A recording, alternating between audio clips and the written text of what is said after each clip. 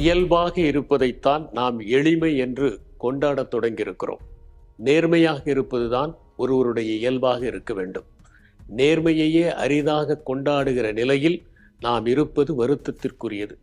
சாமானிய மனிதர்களிடம் இருக்கிற நேர்மையை திரு மாணிக்கம் என்கின்ற இந்த திரைப்படம் வெளிப்படுத்துகிறது. இன்றைய ஒரு வியாபார உலகத்துல, வணிக உலகத்துல நேர்மையாகவும் உண்மையாகவும் அறத்தோடையும் வாழ்றது அப்படின்றது மிகப்பெரிய ஒரு சோதனை தான்.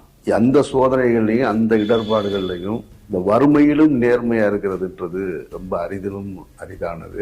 அப்படி வாழ வேண்டியது ஒவ்வொரு மனிதருடைய கடமையும் கூட அப்படின்றத இந்த படம் ரொம்ப அழுத்தமா சொல்லுது. நந்தா பெரியசாமி டைரக்ட் பண்ணியிருக்காரு. ஹிந்திலலாம் அவர் ஸ்கிரிப்ட் ரைட் வெற்றிகரமா பண்ணிட்டு வந்திருக்காரு. ஸோ அவரோட டைரக்ஷன்ல இந்த படம் சிறப்பா இருந்ததுக்கு என்னுடைய வாழ்த்துக்களை தெரிவிச்சுக்கிறேன். ஒரு அழகான ஒரு ஹியூமனிட்டியை பத்தி இந்த படம் சொல்லுது. எல்லாமே ஒரு டென்ஷனாகவும் சரி, ஒரு